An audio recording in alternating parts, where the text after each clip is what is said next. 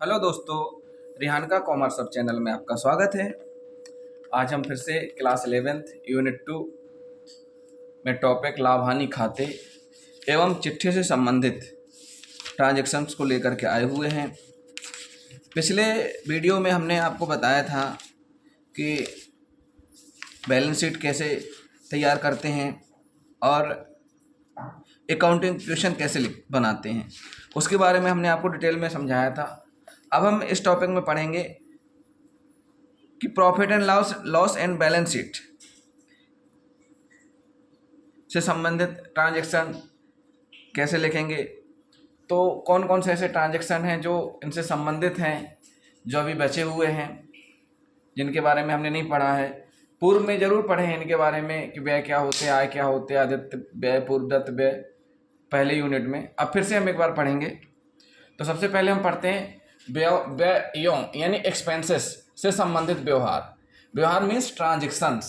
कोई भी व्यवसाय है, व्यवसाय में एक्सपेंस तो होते ही हैं, व्यय तो होते ही हैं, तो उनसे संबंधित ट्रांजैक्शंस के बारे में हम पढ़ेंगे। तो देखने में आता है कि ऐसे एक्सपेंसेस जिनका डेली यानी डेली भुगतान किया जाना है, यानी डेली वो लगना ही लगना है। जैसे आप कहीं सामान भेज रहे हैं तो रेंट लगेगा, कोई डाक आ रही है तो लगेगा, स्टेशनरी है वो भी खर्च होगी, बीमा, मजदूरी, मरम्मत आदि, ये सारे ट्रांजैक्शन हैं जिनका भुगतान डेली करना ही होता है। तो जो कि व्यवसाय में इनके बिना तो आप काम भी नहीं कर सकते। कोई भी व्यवसाय अगर लेबर के बिना, स्टेशनरी के बिना, डाक के बिना, वेतन किराया दिए बगैर काम ले ही नहीं सकते। तो ऐसी स्थिति में होता क्या है कि इनका जो भुगतान है वो हमें डेली कैश में करना पड़ता है। जब आप कैश में ट्रांजैक्शन करेंगे तो क्या होगा, आपका कैश कम होगा। क्या होगा, जो आपका बिजनेस में कैश है वो कम होगा। और क्या होगा, इससे आपके दूसरी साइड देखा जाएगा तो रेंट और ये चीज़ें ये संपत्ति पक्ष में आ जाएंगी। क्यों? क्योंकि वो व्यवसाय से संबंधित हैं, इनका संबंध व्यवसाय की उपार्जन से संबंधित है। तो कोशिश ये रहती कम से कम इनका कम से कम ऐसे व्यय हों। दूसरा है आयों से संबंधित व्यवहार। अब देखो ये क्या है, हम ऐसे व्यवसाय के संचालन के लिए कुछ व्यय करने पड़ते हैं, लेकिन कुछ आयों से संबंधित व्यवहार मतलब कुछ ऐसे व्यवसाय होते हैं जिनके संचालन से हमें आय प्राप्त होती है। जैसे होटल, हॉस्टल, तो इनसे क्या होती है, हमें आय प्राप्त होती है। कैसे होगी, किराया मिलेगा, कमीशन, ब्याज, छूट, लाभांश से भी आय प्राप्त होती है। तो जब हमें आय मिलेगी तो क्या होगा, कैश बढ़ेगा और कैपिटल भी बढ़ेगी। तो इसको क्या करेंगे, हम आय में वृद्धि के साथ साथ पूंजी में भी जोड़ेंगे। तीसरा हम पढ़ेंगे आदत्य व्ययों से संबंधित। आदत्त, अब देखिए आदत्त मतलब होता है आउटस्टैंडिंग एक्सपेंस। बहुत से जगह पे हम देखते हैं कोई भी व्यवसाय हमेशा नकद पे नहीं चलता है। कुछ पेमेंट हम तुरंत कर देते हैं, कुछ धीरे से करते हैं, बाद में करते हैं, या कुछ लेट हो जाते हैं। तो ये आदत्त मतलब होता है ऐसे भुगतान या ऐसे व्यय जो कि एक वित्तीय वर्ष में होने थे लेकिन उस वित्तीय वर्ष की समाप्ति पर भी नहीं हुए हैं। तो क्या रहेंगे, ये ऐसे जो शेष रह जाते हैं उनको आदत्त व्यय कहते हैं। इनके संबंध में कैसे ट्रांजैक्शन करेंगे वो हम पढ़ाएंगे। इसमें क्या होगा, आपका आदत्य व्यय बढ़ने से पूंजी कम हो जाएगी और लायबिलिटीज बढ़ जाएंगी आपकी, कि आपको इतना तो देना ही देना है, लेकिन एक हिसाब से क्रेडिटर्स हो जाएंगे आपके कि आपको भुगतान करना है। अब आगे पढ़ेंगे पूर्वदत्त व्ययों से संबंधित व्यवहार। अब आदत्त का जस्ट उल्टा पूर्वदत्त। अब देखिए सीधी सी बात है, ऐसे व्यय जिनका आपने भुगतान तो कर दिया लेकिन उनका उपयोग नहीं लिया। मान के चलिए आपने 2024 के लिए अभी से गाड़ी बुक कर ली, पेमेंट तो कर दिया लेकिन उसका भी आपने उपयोग नहीं किया है उस चालू वित्तीय वर्ष में। तो ये होते हैं पूर्वदत्त व्यय से संबंधित व्यवहार। तो पूर्वदत्त व्यय जो होते हैं इनको क्या माना जाता है, एक संपत्ति मानी जाती है। तो चूंकि ये चालू वर्ष में इनका भुगतान कर दिया जाता है और इनका संबंध अगले वर्ष से होता है तो इसका इनको संपत्ति माना जाता है।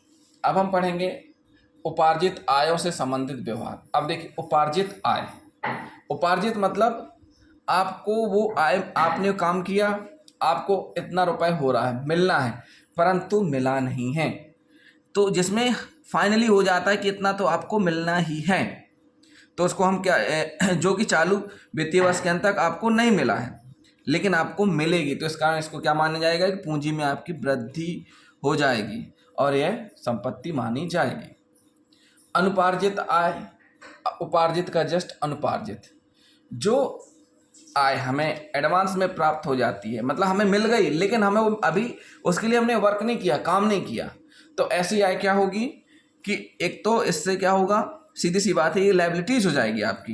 क्यों? क्योंकि अभी आपको इस वर्ष के लिए नहीं, अगले वर्ष का है, तो मिला क्या इस वर्ष में ही, तो ये क्या हो जाएगी, लायबिलिटीज हो जाएगी, अनुपार्जित आय। संपत्ति पर ह्रास क्या होता है? देखिए हमारे व्यवसाय में बड़ी बड़ी संपत्ति यानी बड़ी बड़ी मशीन, संपत्ति मतलब स्थायी संपत्ति, यहाँ संपत्ति पर ह्रास का मतलब है स्थायी संपत्ति पर बहुत सारी मशीनें रहती हैं, यूज करते हैं उनका, तो जैसे जैसे हम मशीनों का यूज करते जाते हैं, उनका रख रखाव देख रेख करते हैं, तो टूट फूट होती ही है। ऐसा नहीं होता जो शोरूम से उठा के लेकर के आओ वैसे ही बनी रहे, उपयोग होगा उसका, उसकी वैल्यू लेस होगी।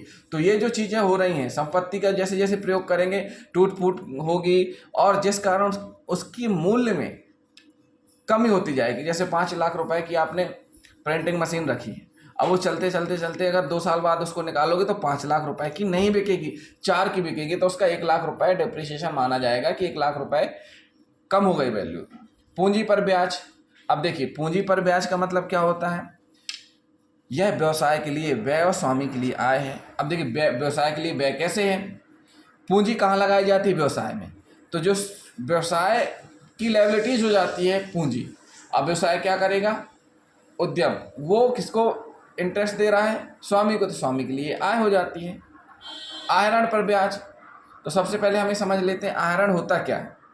आहरण का मतलब ये होता है कि जब हम व्यवसाय से कुछ पूंजी अपने व्यक्तिगत काम के लिए यानी स्वामी के द्वारा अपने व्यक्तिगत निजी उपयोग के लिए कुछ पूंजी निकाली जाती है तो वो आहरण कहलाती है। यह व्यवसाय के लिए आय होती है। क्यों? क्योंकि इससे स्वामी ने निकाला है तो स्वामी इस निकाले हुए आहरण में से जितना भी उसका इंटरेस्ट किसको देगा, व्यवसाय को, तो ये व्यवसाय के लिए आय हुई। तो दोस्तों ये रहे हमारे कुछ ट्रांजैक्शन जो कि लाभ हानि खाते और बैलेंस शीट से रिलेटेड हैं, जो हमारे आगे काम आएंगे। तो दोस्तों हमारा वीडियो आपको कैसा लगा, अगर पसंद आया हो तो हमारे चैनल को सब्सक्राइब करें, वीडियो को शेयर करें एंड चैनल को लाइक करें।